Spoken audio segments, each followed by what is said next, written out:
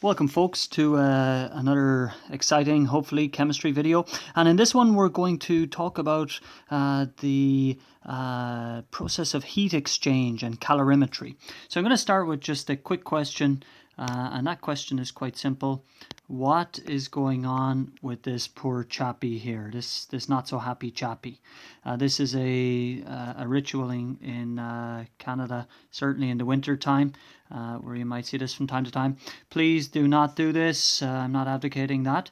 But how could we explain what has happened? And maybe you can pause the video and try to think of what's going on there. Well, we're going to use this scenario to try to make sense of the introduction to the topic that we're covering. So we're going to start just by looking at this notion of temperature. Now, temperature is another word for the average kinetic energy of a system. So when we're looking at the little GIF that's there, we can see the temperature would be a measure of the kinetic energy of the molecules that are moving around. So this is what this phrase temperature in fact means. Sometimes we get it mixed up with heat and so on, but temperature is average kinetic energy of the molecules in question. So now that we've got that, let's go back to this chappie, and I've pulled out his tongue, and the pole. Don't worry, I didn't literally pull out his tongue. No cartoon characters were hurt in the making of this video, I assure you. And we're going to look at the difference in temperature between the tongue and the pole. So there is definitely a difference in temperature, I think you'll agree, between these two. And so if we look at this scenario, we have the tongue has a higher kinetic energy. That is to say that if we represent the molecules with these green dots, they're moving around, there's more of them and so on in the tongue scenario than there is in the pole. So we have this difference between a higher kinetic energy and a lower kinetic energy. Now, what happens when these things touch is, when they touch, what is a very, very common in that scenario is for exchange to occur. So an exchange of energy occur to try to balance up both of these. So both of these will become the same temperature after a while. And so what we see is a transfer of energy from high kinetic energy to low kinetic energy. This is what essentially happens in terms of wind patterns and so on. And you see a lot of this in climate change and climate patterns. So there is always a move from high kinetic energy to a lower kinetic energy. And that transfer of energy is something that we call heat. So that's just a brief explanation for the difference between temperature and heat. So there was some energy transfer between not so happy chappie's tongue and the pole. But what about a laboratory setting when we're looking at these measurements of temperature and heat, and how can we relate these? Well, we relate them in terms of a concept called specific heat capacity. And just to give you an idea or a bit of background on what this is, I've set up two lab stations here. The one on the left has a scenario where a block of gold is being heated by a Bunsen burner. So this is gold, we better put it in here. And that's been heated by a Bunsen burner. And we'll see that the temperature, if we heat it for a certain amount of time, raises quite strongly, because metal doesn't require much energy in order for its temperature to increase pretty rapidly. However, if we take the same scenario, but this time we're actually heating maybe a beaker of water, we'll see that for the same amount of energy given to this system, in this case water, that the temperature didn't go up quite so much. So the temperature was here for the gold, the temperature's down here for the water. So in effect, water needs more energy in order to raise, or you need to provide water with more energy to raise its temperature by 1 Kelvin or 1 degree Celsius. or indeed you need to remove lots more energy in order to drop its temperature by 1 degrees Celsius or Kelvin. So what we're talking about here is this notion of specific heat capacity, and that is the amount of energy required to increase the temperature of 1 gram substance by 1 Kelvin. Now, a couple of things here. So it's the amount of energy that's needed, and that would be in joules or kilojoules, to raise the temperature, to increase the temperature of a 1 gram. It may, sometimes you'll see it as 1 kilogram, but it's of a mass, a specific mass of a substance by 1 Kelvin. It may also, sometimes you may see that as 1 degree Celsius.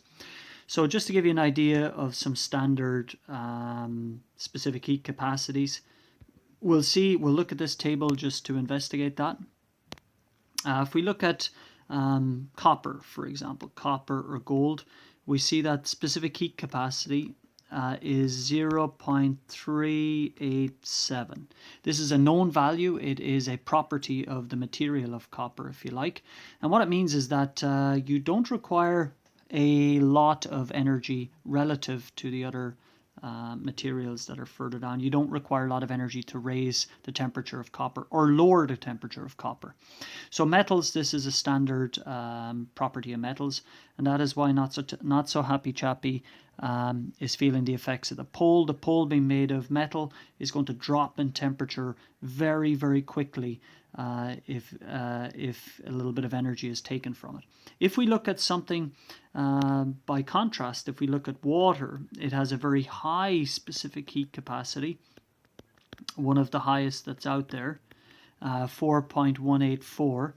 And it has a very high specific heat capacity. That means that water, you need to provide it with a lot of energy in order to get its temperature to go up or down. And so that can be quite a useful property of water, along with some other properties that we know. So this is, we can join heat and temperature by using this property called specific heat capacity. So when it comes to specific heat capacity, there is a nice tidy formula that we can use to look at specific heat capacity, and it's Q is equal to mc delta T. So what do these things mean? Well, Q stands for the energy added to or lost from the system, energy, and that's normally measured in joules. M is the mass, obviously, and that's going to be in grams or kilograms. You'll see both. C is going to be our specific heat capacity, and we just discussed what that was. And we also want to look at that change in temperature. So that temperature change, and that temperature change can be in Kelvin, as sometimes we'll also see it in degrees Celsius. So you do need to be able to usually to go from Kelvin to degrees Celsius and vice versa, and hopefully you can do that. Look that up if you don't know how. So how do we actually measure these scenarios? Like, where is this useful, and where might we want to measure this change of energy? Well, chemists and scientists normally involve or use this thing called a calorimeter to do that. And the process of using the calorimeter, of course, is called calorimetry. So calorimetry is when you're looking at that decrease or increase in the energy of a system. And scientists use calorimeters in order to find that out. So if we look at some basic calorimeters here on screen, you've got the most basic one, which would be a styrofoam calorimeter. It is pretty basic. Just some things to note here is that there is some cladding just to provide insulation to make sure that the energy given off is all converted or all stays within that system. So we're trying to make this as much a closed system as we can. There's a thermometer here that's going to measure the change in temperature. There's going to be something sitting in here. It could be a cornflake or a piece of cereal, and you'll know certain things about that. You'll probably know what M and C are. So from these things, and we'll look at a practice problem soon, you might be able to figure out what Q is. In other words, how much energy was given off by this cereal into the water or whatever solution was sitting in there. And so from that you would infer that that was the amount of energy that was contained within that. Another example is a pop can calorimeter. Again, you'll see there's some insulation involved here. You'll see that there's a cork to hold something, and you'll also see that there is something which is it's been fired or heated, and of course that heat is going to go into the water, and then you would have to have some sort of a thermometer in here, and that thermometer would hopefully go up in temperature as it gets heated, as the water gets heated. And from this temperature increase, again, we can use our Q is equal to MCT. We know certain things about this pecan or whatever it is in there, and we can measure what the Q value was that caused that increase, because we know what the change in temperature is for the water. We also would know what the C value is for the water. It's a standard value, and from that we could get Q perhaps. So the final example is the deluxe model. That's known as a bomb calorimeter, and this is about the best type of calorimeter you're going to get, and it is a bomb calorimeter.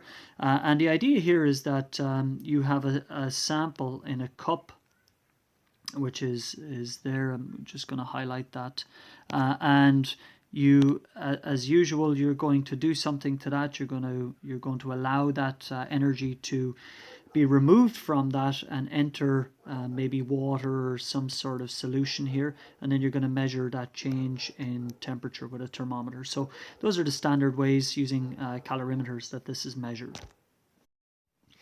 So as an example, we have an example on screen. A student combusted 10 grams of a pecan, let's assume this is my pecan, in a calorimeter, and the temperature of the apparatus increased by 25 degrees Celsius and specific heat capacity. So we know that there was 10 grams of pecan.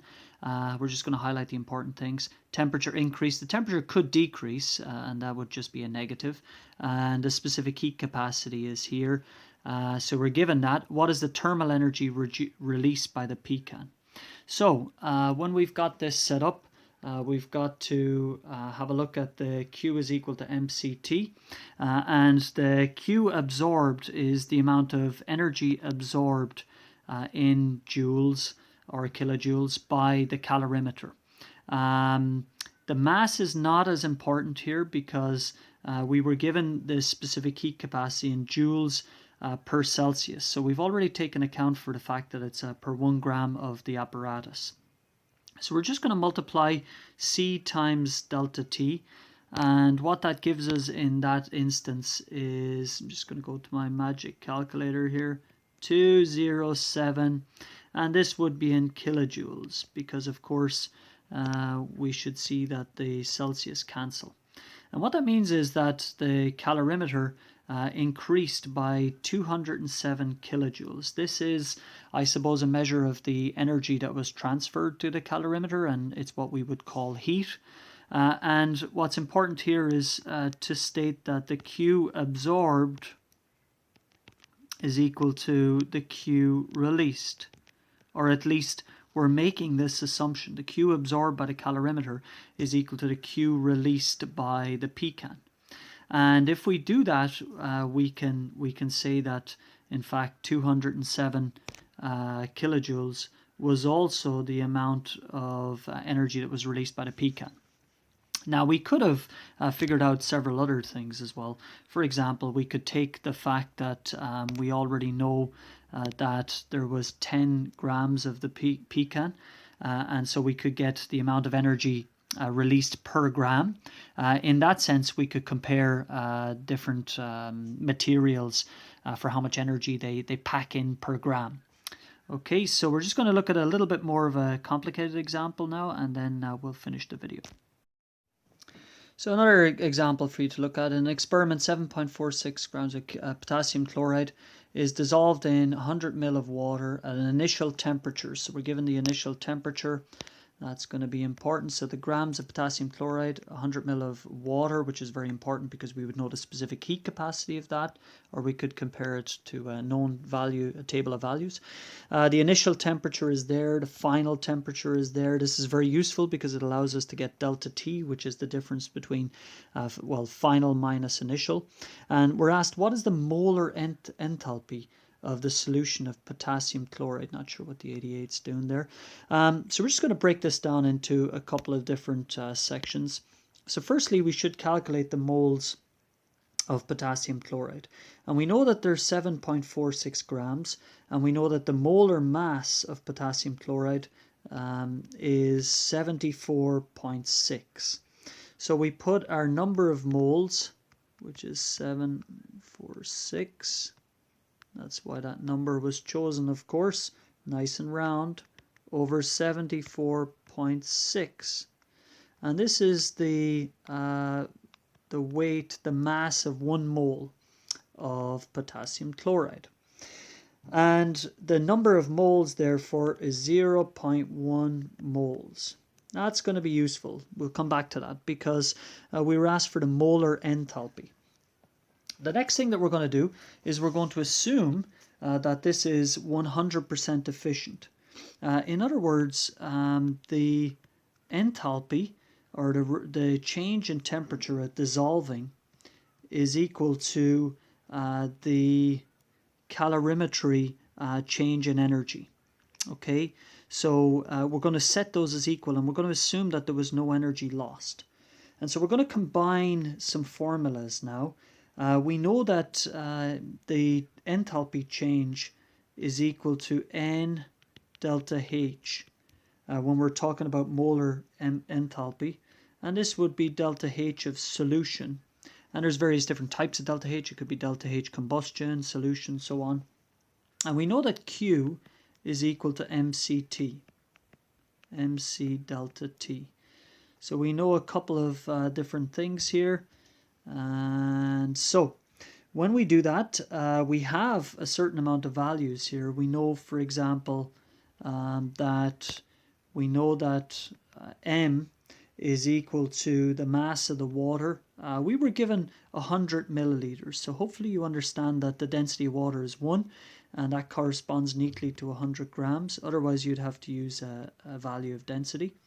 We also know for water that C is equal to 4.184, as we talked about previously, and that is joules per gram Celsius. If you're not sure what the units are, don't fret. We should see these cancelling, and we should see our answer in joules, which is our Q value, of course, the energy value. And then the delta T, well, that's going to be 24.1 minus 20, which is equal to 4.1 degrees Celsius. So to go back, our Celsius is going to cancel, and that's going to leave us with a very tidy figure in that instance. And we could also just go ahead and put this over the number of moles.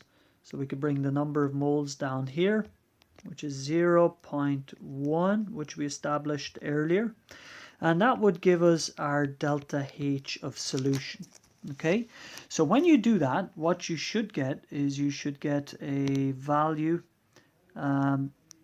delta H is equal to 1.7 by 10 to the 4, 1.7 by 10 to the 4 joules in every mole. And this is a measure of molar enthalpy. Sometimes you'll see this rewritten. You'll see it rewritten, in fact, as 1.7. Oh, my mistake. It was 17 kilojoules per mole. It's more common to set that in terms of kilojoules. So what we have here is what we were looking for in terms of molar enthalpy. If you don't know what enthalpy is, then I have a separate video on that. But that's an example of where we can use what we know in terms of heat exchange just to figure out certain things in terms of enthalpies of systems. Okay, so that's it for today's lesson. If you liked the video, just give us a wee thumbs up, and yeah, hope you enjoyed it.